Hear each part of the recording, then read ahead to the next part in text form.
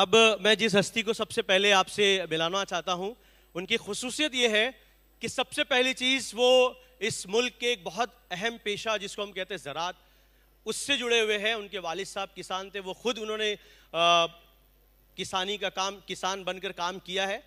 वो बाद में इंजीनियर बने।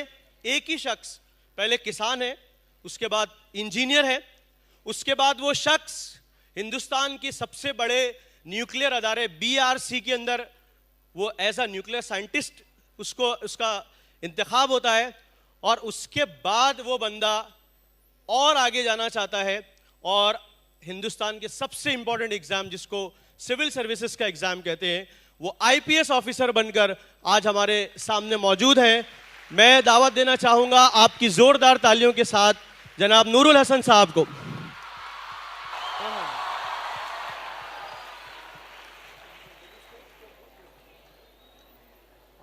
कदम जो जानबे मंजिल बढ़ा नहीं सकते, कसम खुदा की वो मंजिल को पा नहीं सकते। बचाए रखते हैं दामन जो अपना कांटों से, वो फूल बन के कभी मुस्कुरा नहीं सकते। प्यारे स्टूडेंट्स, पेरेंट्स, मीडिया के कर्मचारी, सबको अस्सलाम वालेकुम। सबसे पहले तो मैं काविश फाउंडेशन का शुक्रिया अदा करता हूं कि इतनी बड़ी गैदरिंग में मुझे बोलने का और एज ए इम्पॉर्टेंट गेस्ट की तरह बोलने का मौका दिया। So I am really feeling privilege amongst you. तो सबसे पहले मैं कुछ और बातें करने से पहले अपने बारे में आप लोगों को बताना चाहता हूं कि मैं कौन हूं, कहां से आया हूं, कहां से मैंने ये शुरुआत की और IPS तक का सफर मेरा जो है वो कितना लंबा रहा, कितना मुश्किल से रहा, उसके बारे में थोड़ी सी बात करते हैं। 5 मिनट, क्योंकि टाइम मुझे 12 मिनट का दिया गया है। बोलने के लिए बहुत कुछ है, लेकिन 12 मिनट में मैं देखता हूं कितना मैं आप लोगों से शेयर करूंगा।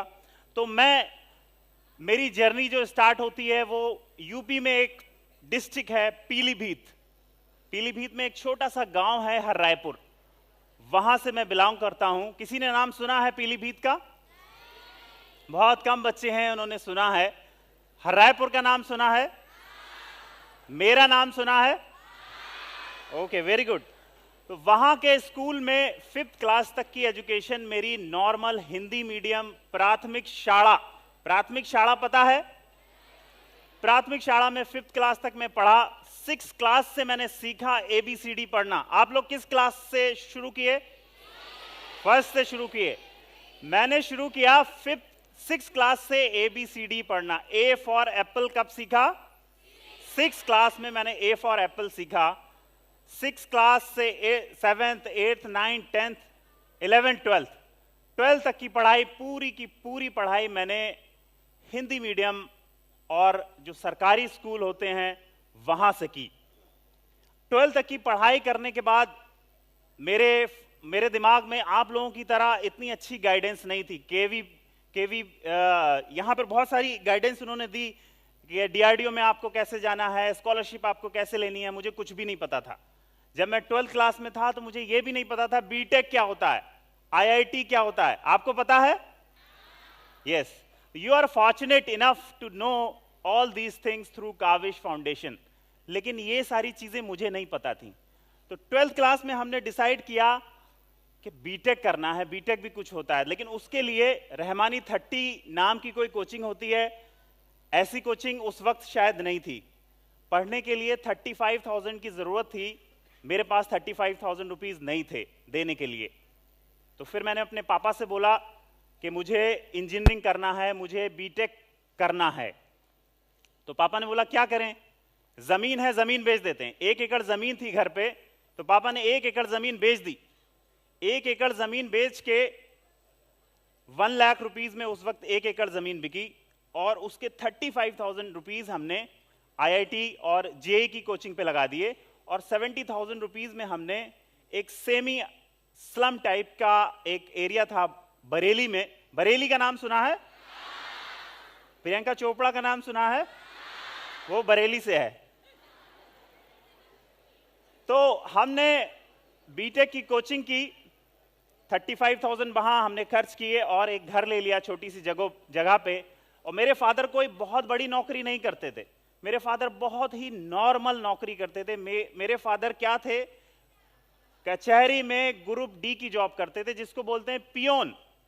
पियोन का नाम सुना है आपके स्कूल में भी होंगे। तो मेरे फादर पियोन थे, ग्रुप डी में थे, उनको 4,000 रुपए मिलते थे। तो 4,000 रुपए में, आजकल तो 5-6 हजार रुपए तो ट्यूशन की फीस होती है, तो 4,000 रुपए में कोचिंग नहीं हो पाती थी। तो मैं सारी चीजें खुद से ही पढ़ता था। घर पे तंग हालात ऐसे थे कि न्यूज़पेपर भी नहीं आता था। न्यूज़पेपर आने के लिए, न्यूज़पेपर पढ़ने का मुझे बहुत ज्यादा शौक था। तो न्यूज़पेपर पढ़ने के लिए मैं, जो ढाबे होते हैं, ढाबों का नाम सुना है आपने, कोई गया है? तो ढाबे पे जाके मैं न्यूज़पेपर पढ़ता था उस दौरान, 11-12 के टाइम पे।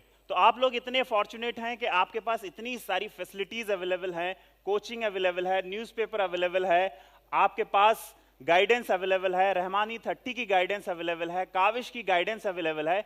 ये सारी चीज हमारे पास नहीं थी, लेकिन फिर भी हमने क्या किया, हिम्मत नहीं हारी और आईआईटी की कोचिंग की। और आईआईटी में तो नहीं हुआ, लेकिन one of the best university Aligarh Muslim university में मेरा बीटेक में सिलेक्शन हो गया।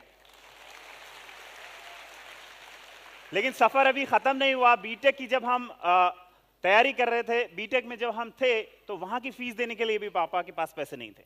तो उस फीस को पूरा करने के लिए मैंने एक इनोवेटिव तरीका निकाला। मेरी फिजिक्स बहुत अच्छी थी, फिजिक्स और केमिस्ट्री बहुत अच्छी थी। शायद अभी अच्छी होती तो रहमानी 30 में मुझे जॉब मिल जाती। तो वो मैं क्या करता था, बच्चों को पढ़ाता था। 2,000 रुपए वहां से मुझे आते थे और इस तरीके से मैं अपने बीटेक की पढ़ाई को पूरा करता था, बीटेक की जो खर्चे होते थे उसको पूरा करता था।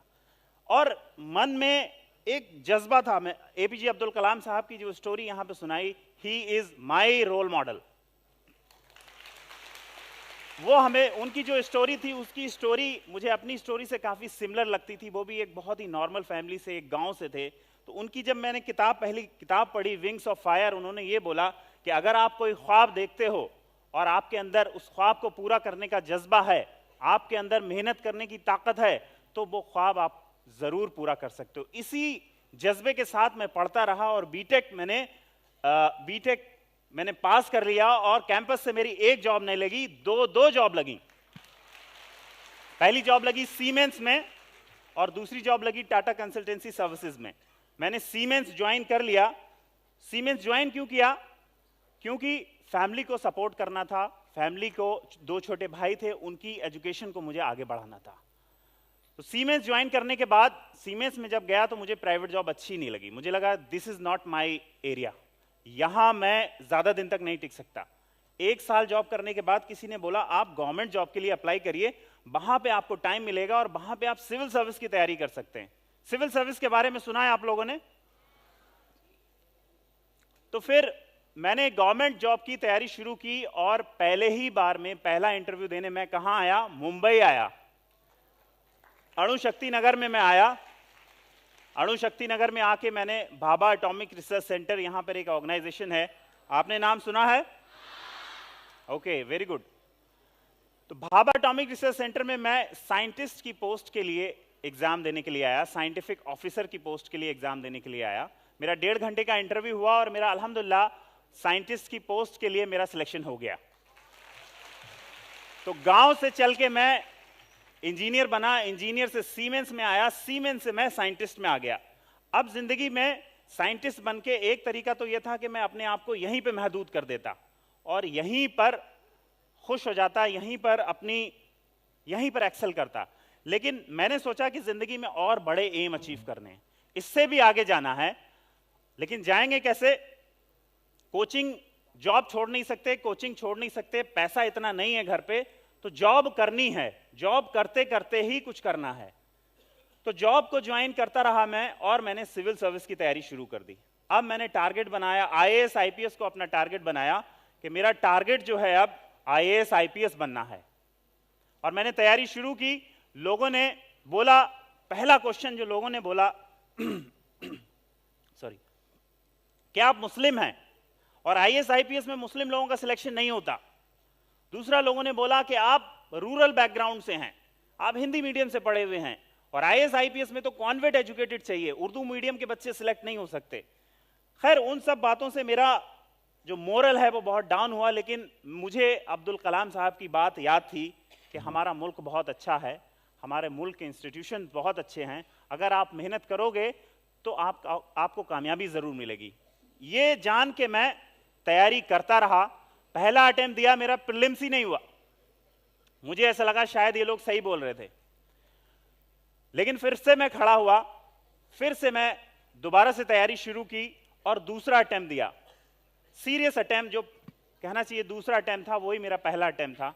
इस बार मैंने प्रीलिम्स निकाला, मेंस निकाला और मैं इंटरव्यू तक पहुंच गया सीधा। पहले ही अटेम्प्ट में मैं इंटरव्यू तक पहुंच गया। इंटरव्यू में पहुंचने के बाद मुझे बहुत कम मार्क्स आए, 121 मार्क्स आए, और फिर से मुझे उन्हीं लोगों ने बोला कि आपके साथ मुस्लिम हैं, चूंकि इसलिए आपके साथ डिस्क्रिमिनेशन हुआ, इसलिए आपको नंबर कम दिए। फिर मैंने उन लोगों से बोला कि नहीं, आप गलत बोल रहे हैं, आप गलत बोल रहे हैं, ऐसा नहीं है।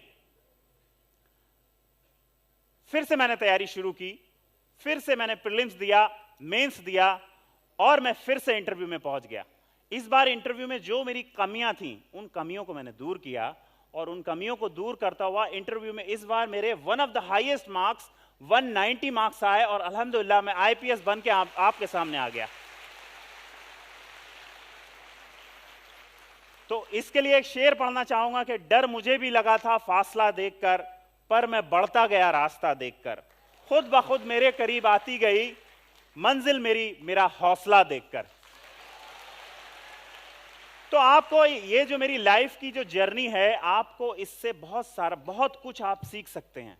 पहली चीज जो आपको, मैं किसी भी ऑडियंस में जाता हूं जो मैं बोलता हूं कि पहली चीज तो ये है कि हमारा मुल्क हिंदुस्तान बहुत ही प्यारा मुल्क है, यहां किसी के साथ किसी भी तरीके का डिस्क्रिमिनेशन नहीं है।